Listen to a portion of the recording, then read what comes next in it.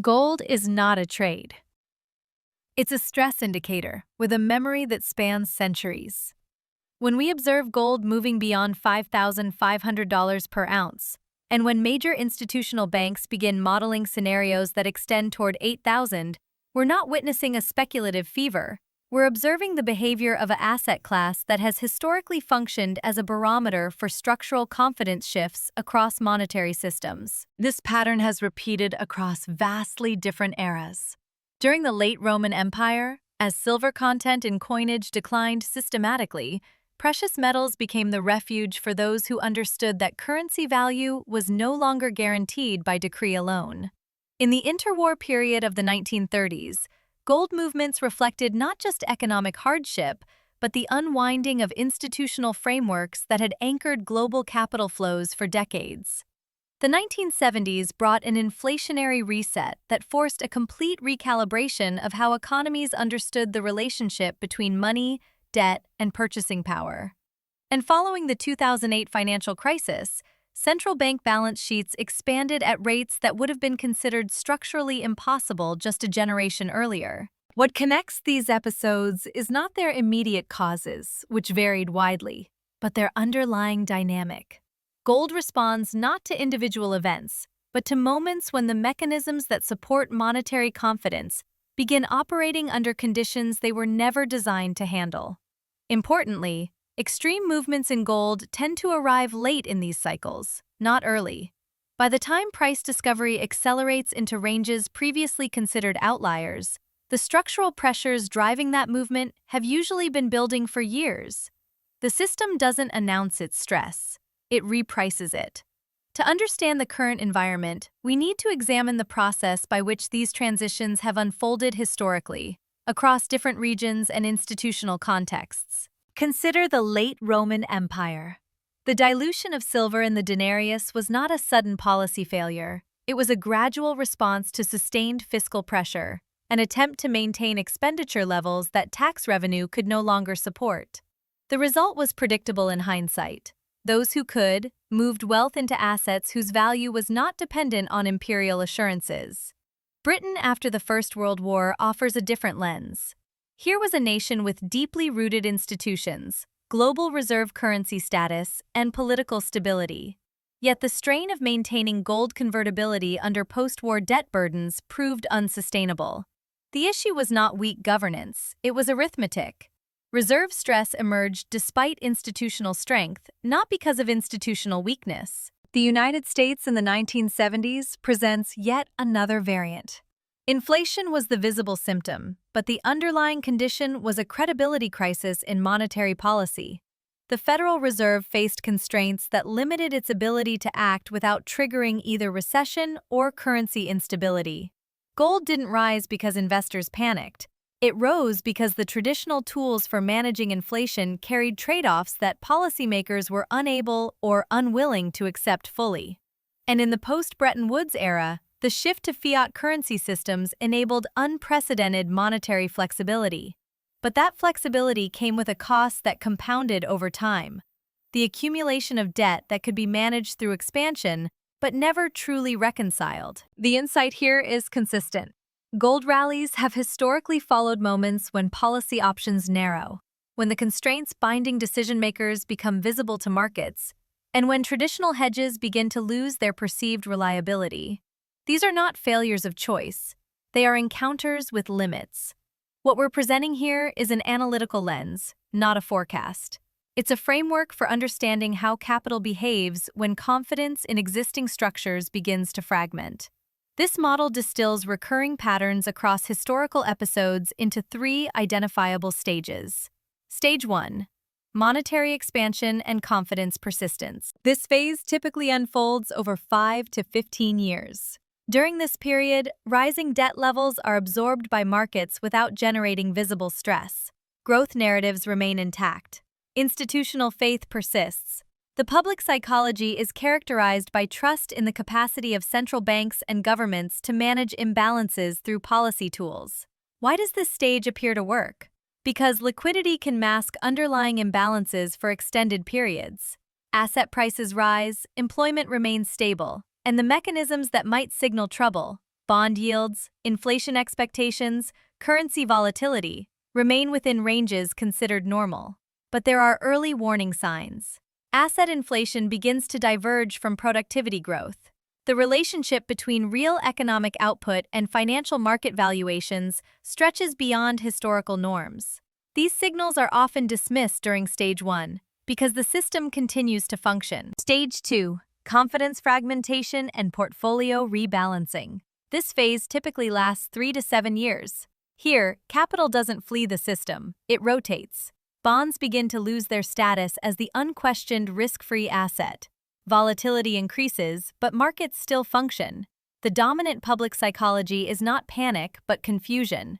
The old rules seem less reliable, but no clear alternative framework has emerged. What makes this stage deceptive is that it partially works. Transactions still clear, yields adjust.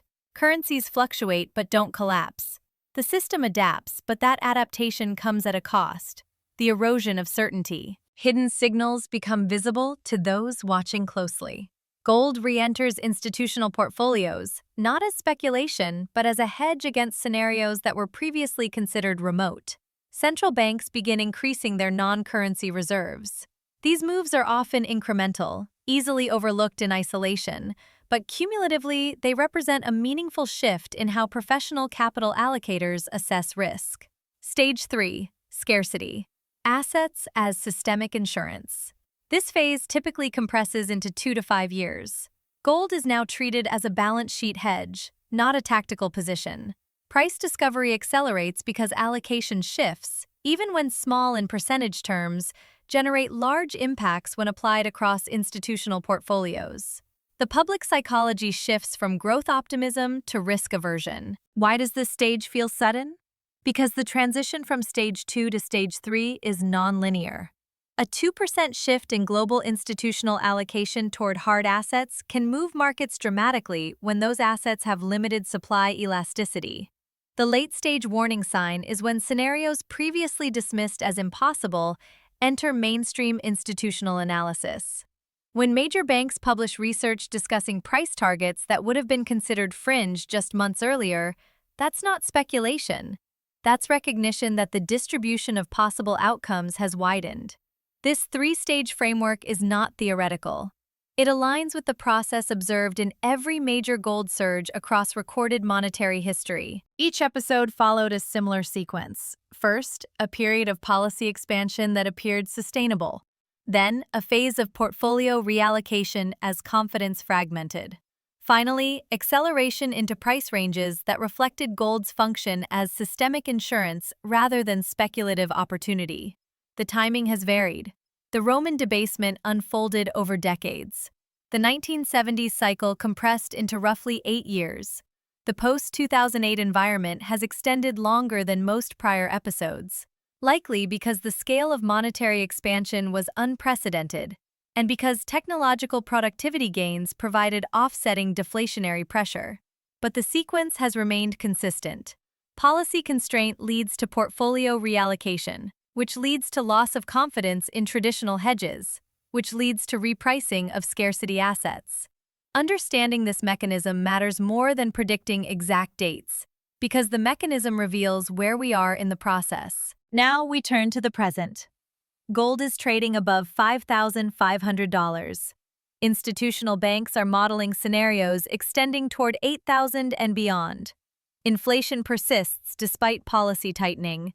These are observable facts, not interpretations. The structural constraints facing policymakers today are significant. Sovereign debt levels across major economies are at peacetime records. The tolerance for aggressive monetary tightening is limited by the interest expense that higher rates impose on those debt loads. Central banks retain policy tools, but every tool carries trade-offs that compound over time. This is what we mean by a choice-constrained system. It's not that policymakers lack options. It's that the options available carry consequences that narrow the range of sustainable paths forward. Consider the mechanics. Raising rates to contain inflation increases debt service costs, which either requires fiscal adjustment, politically difficult, or further borrowing, which perpetuates the cycle. Maintaining low rates preserves debt sustainability, but risks currency credibility and inflation persistence. The problem is not lack of tools. The problem is that the tools create feedback loops that limit their own effectiveness. Meanwhile, gold accumulation by central banks has continued at rates not seen since the pre-Bretton Woods era. This is not ideological.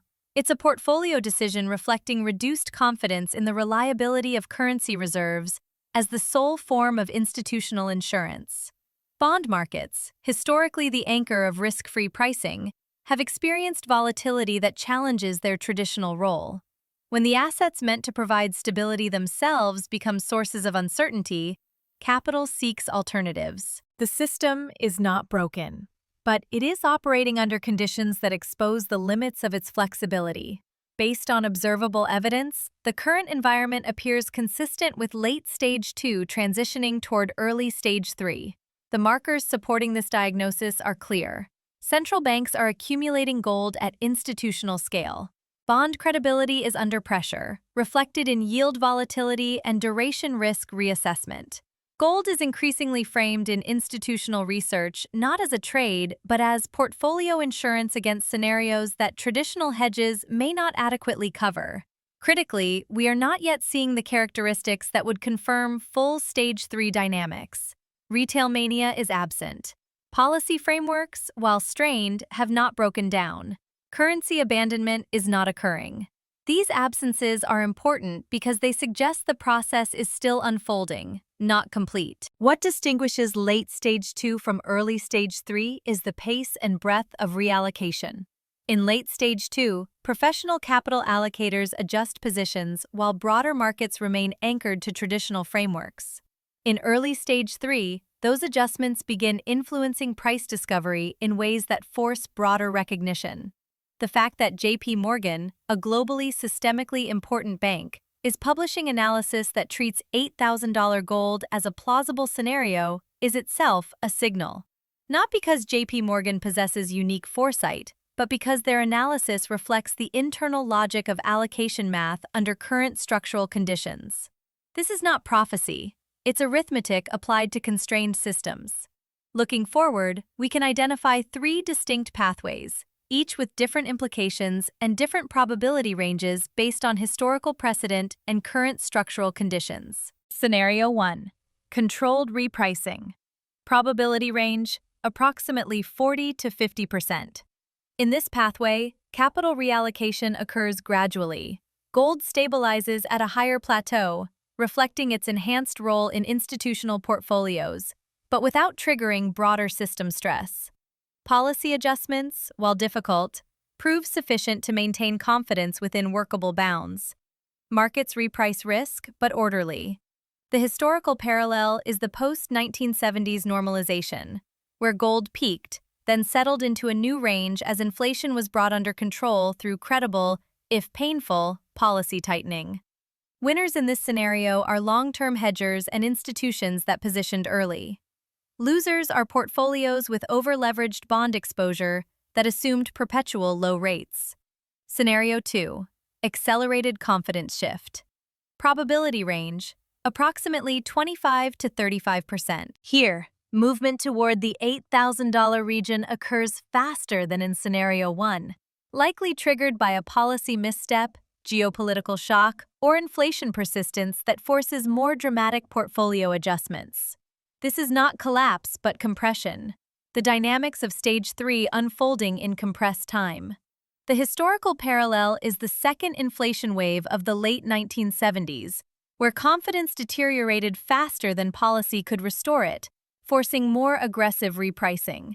Winners in this scenario are holders of hard assets who positioned defensively.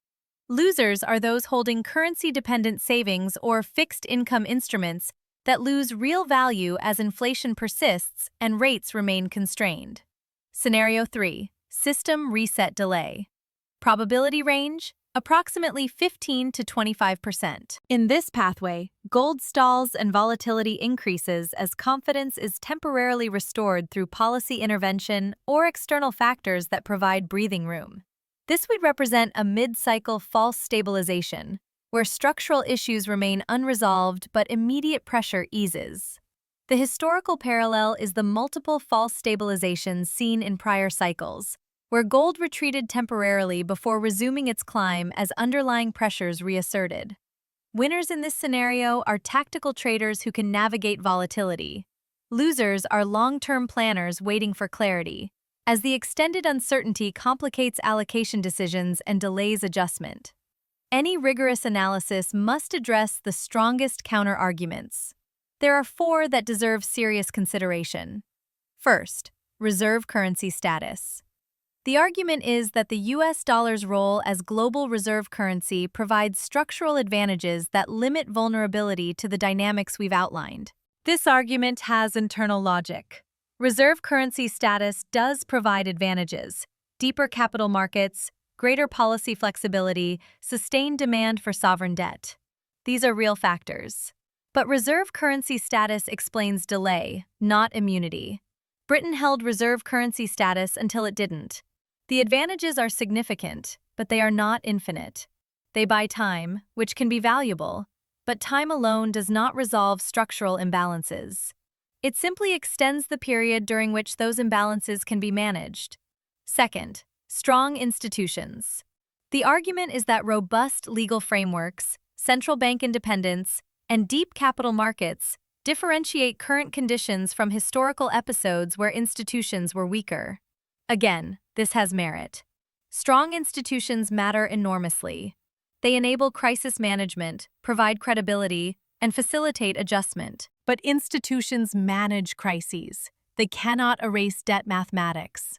When debt service costs exceed the political tolerance for fiscal adjustment or the economic tolerance for inflation, strong institutions face the same constraints as weak ones. The choices may be implemented more professionally, but the trade-offs remain. Third, technology and growth. The argument is that productivity gains from technological advancement can generate growth sufficient to outpace debt accumulation. This is the most optimistic counter-argument, and it's not without historical support. Technological revolutions have previously enabled growth that exceeded even pessimistic projections. But growth redistributes wealth. It does not cancel liabilities. Debt is a legal claim, not an economic projection. Even if growth accelerates, the distribution of that growth determines whether it alleviates or exacerbates financial stress. If gains accrue primarily to asset holders, while debt service remains a political constraint, growth alone may not resolve the fundamental tension. Fourth, policy tools. The argument is that central banks retain tools, negative rates, yield curve control, direct fiscal coordination, that were unavailable or unused in prior episodes. This is factually accurate. Policy tools have expanded, but tools exist within constraints. Every policy tool carries trade-offs that compound over time. Negative rates distort capital allocation. Yield curve control risks currency credibility. Fiscal monetary coordination risks inflation persistence. These are not moral judgments. They are descriptions of feedback loops that limit the effectiveness of tools when applied at scale over extended periods. The counter-arguments are serious, and they explain why the process unfolds over years rather than months.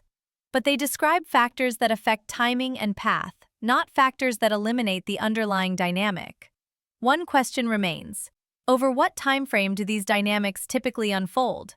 Historical precedent suggests that late-cycle gold repricing windows span approximately 3 to 8 years from the point where institutional accumulation accelerates to the point where price discovery reaches new equilibrium. This is not a prediction. It's a range based on observed patterns. The Roman debasement unfolded over decades because the institutional capacity to respond was limited by pre-modern communication and coordination. The 1970s cycle compressed into roughly 8 years because policy transmission was faster and markets were more integrated.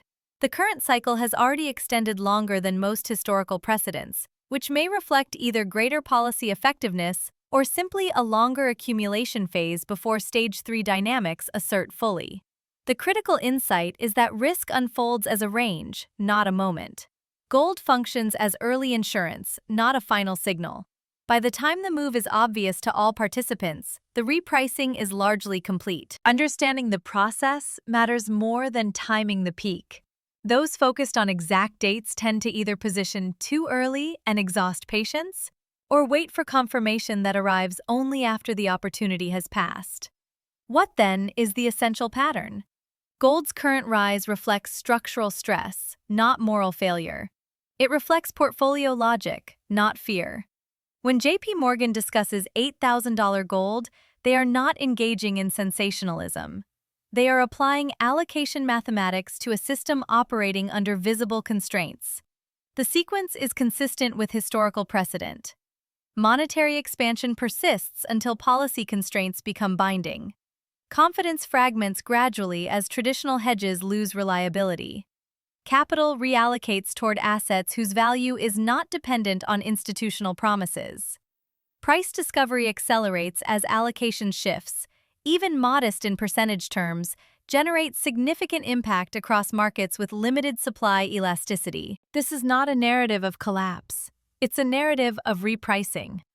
Systems under stress don't typically break suddenly. They adjust, often painfully, but they adjust. The adjustment takes the form of repricing assets to reflect risks that were previously considered remote or theoretical. Gold at $5,500, with institutional analysis extending toward $8,000, is consistent with this adjustment process. It reflects recognition that the distribution of possible outcomes has widened, and that insurance against tail scenarios has become more valuable. The pattern is systemic, not personal. It reflects the behavior of complex systems when the mechanisms that maintain equilibrium operate beyond their designed parameters. Understanding this removes the need for moral judgments or apocalyptic framing. The system is doing what systems do, responding to incentives and constraints. What then should observers take from this analysis? Track mechanisms, not headlines. Headlines report outcomes. Mechanisms explain process. When you understand the process, you can assess where you are within it, rather than reacting to each new data point as if it were isolated. Watch constraints, not promises. Policy promises reflect intentions. Constraints reflect limits. The gap between the two determines what is sustainable versus what is aspirational. And remember this, systems rarely collapse suddenly. They reprice gradually, often across years, through countless small adjustments that cumulatively represent significant change. The process is visible to those watching the right indicators, but it unfolds slowly enough that it can be missed by those focused only on immediate outcomes. Gold above $5,500, with major institutional banks modeling scenarios toward $8,000, is not an aberration. It is data. It tells us that the capital allocation process is responding to structural conditions in ways consistent with historical precedent when confidence in traditional frameworks comes under pressure. Whether the path forward follows scenario 1, 2, or 3 depends on factors that remain uncertain: policy choices, geopolitical developments, technological disruptions, and the countless variables that influence complex systems. But the framework for understanding those pathways is consistent across time. Understanding the process matters more than guessing the peak. The peak is a point, the process is a pattern, and patterns, once recognized, provide the context necessary for informed decision-making in environments where certainty is not available. That's the value of historical analysis applied to present conditions. Not prediction, but perspective. Not certainty, but clarity about the nature of the uncertainty we face. The system is repricing. Whether that repricing unfolds gradually or accelerates depends on how constraints interact with choices in the months and years ahead. But the repricing itself is already underway. The question is not whether, but how.